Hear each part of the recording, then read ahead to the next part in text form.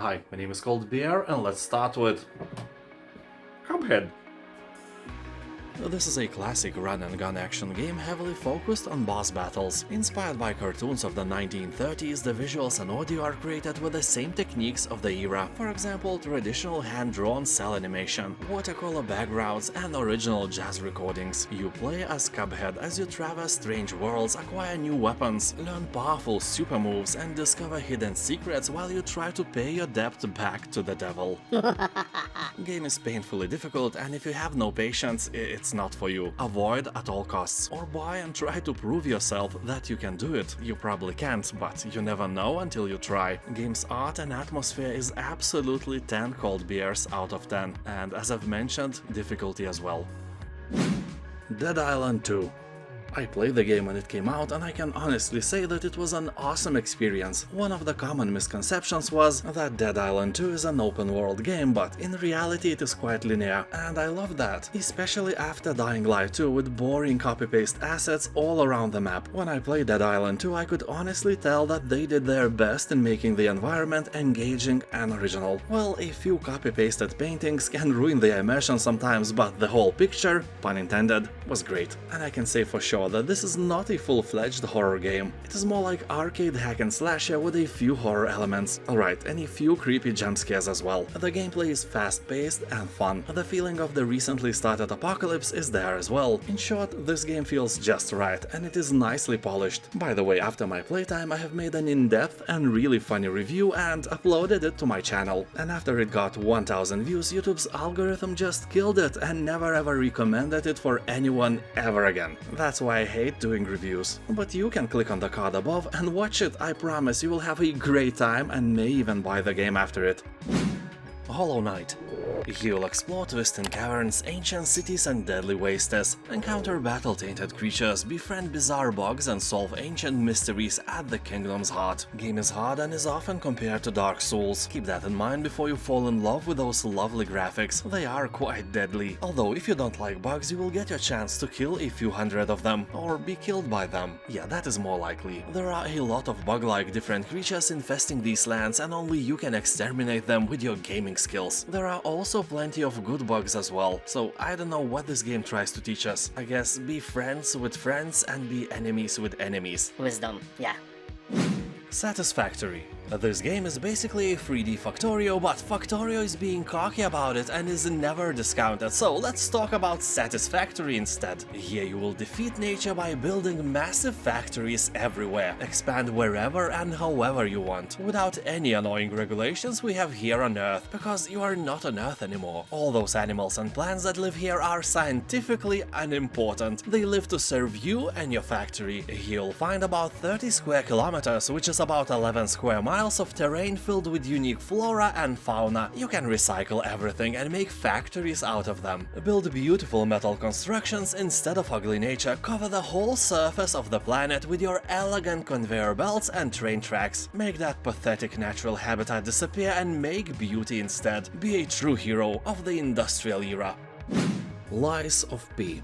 In this Souls-like game, you are a puppet who's caught in a web of lies with monsters and untrustworthy figures. You are awakened by a mysterious voice that guides you through a plagued city of Krat, a once lively place that has been poisoned by madness and bloodlust. If this description reminds you of your ex, then all good, you are half ready for the adventure. Here you will develop a unique combat style to counter your enemies by weaving together dynamic weapon combinations and activating new abilities. Lies of P is a reimagined fairy tale of Pinocchio, reinterpreted as a dark, grim narrative. You know, a Pinocchio for adults. When you lie, it's not the nose that's growing. If you add another P to the name of the game, you will understand what I have in mind. No, really, nothing like that, it's a joke. I played the demo version of the game and all I gathered was, again, that I suck at Souls-like games and I shouldn't even touch them. If you are like me, avoid this title. Few hits from bigger enemies and you are dead, and you will have to replay the whole chapter again. If that doesn't scare you, keep in mind that the game has around 90% of the positive review score and is probably a thing you want to try.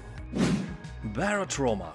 Here, in the not-too-distant future, humanity has fled to one of Jupiter's moons. With its irradiated icy surface, life can only be found in the ocean below. You'll travel through a punishing underwater world and discover what lies in the depths of Europa. Basically, this is a 2D co-op survival horror submarine simulator, one of the most casual genres, no doubt, inspired by base-building games like RimWorld or Dwarf Fortress. Also, it has a fun mode quite similar to Among Us. One of your crewmates may be a traitor. So, as you can see, Barotrauma has nothing to do with poor guys getting traumas in a local bar. Game has above 90% of positive reviews, and people on Steam are saying that this game is filled with stupid jellyfish and can be played by everyone with developed brains, meaning that it's not for kids, but you can play it with your grandma.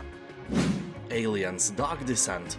In this tactical real-time strategy, you will command a squad of hardened colonial marines to stop a terrifying xenomorph outbreak on a distant, unwelcoming planet. You will lead your soldiers in real-time combat against iconic xenomorphs, rogue operatives from devious Weyland-Yutani Corporation, and a host of horrifying creatures new to the Alien franchise. So here you are, the commander, and soldiers are your weapon. With their help, you will infiltrate large open levels and annihilate enemies with your squad. Tread carefully, as your foes will adapt their tactics to your actions. Monsters will be hunting you down, and the death here is permanent. You know, like the hunger of your cat, or the noises your neighbors make. So if you have a handsome soldier you don't want to lose, you might want to put it behind the others. Although be warned that the aliens can ambush you from behind as well. Dark Descent is an original story filled with iconic xenomorph creatures, ranging from facehuggers to Praetorians, alien queens, and many more. Dark Descent has around 90% of positive reviews, and people on Steam are saying that this is the perfect game for Alien Universe fans, and after the isolation, it's probably the best game about xenomorphs. Valheim.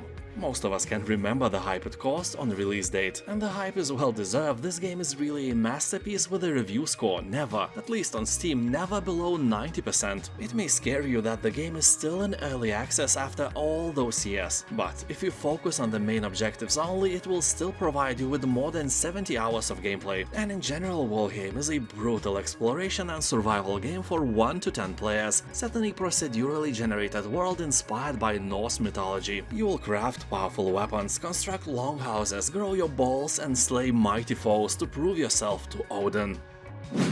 Marvel's Guardians of the Galaxy. In this third-person action-adventure game, you will play as Star-Lord, and thanks to your bold yet questionable leadership, you have persuaded an oddball crew of unlikely heroes to join you. Some jerk, surely not you, has set off a chain of catastrophic events, and only you can hold the unpredictable Guardians together long enough to fight off total interplanetary meltdown. For this, you will have to use element blasters, tag-team beatdowns, jet-boot-powered dropkicks, even put pineapple into potato salad. Nothing is off limits. Well, I'm kidding. The last thing surely is. That is a jail time guaranteed, and if you think it's all going to plan, you will be in for a world of surprises, with the consequences of your actions guaranteed to keep the Guardians on their toes. The game is one of the most beloved Marvel Universe games, with positive reviews hovering way above 90%.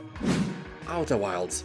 This is one of the best indie games you can find in general. It was named Game of the Year by Giant Bomb, Polygon, Eurogamer, and The Guardian, so that alone should grab your attention. If it grabs something else, call the police. Or grab back, I don't judge. Here you are, the newest recruit of Outer Wilds Ventures, a space program searching for answers in a strange, constantly evolving solar system. You will have to gather wisdom for the glory of your nation, because you are the one responsible for exploring outer space. When I played the game, I flew directly towards the sun and died, so believe you me, controlling this spaceship is one of the hardest things you will ever do. Well, I'm probably exaggerating a bit, but it is as difficult as it is fun as well. The spaceship is very responsive, so during your adventures you will have to find out what lurks in the heart of the ominous Dark Bramble, who built the alien city on the moon. Well, obviously aliens, but you know what I mean. Can the endless time loop be stopped, and why is potato salad so delicious?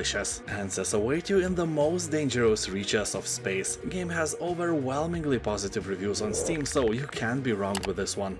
And now, thank you for watching, have a nice day, and I'll see you next time.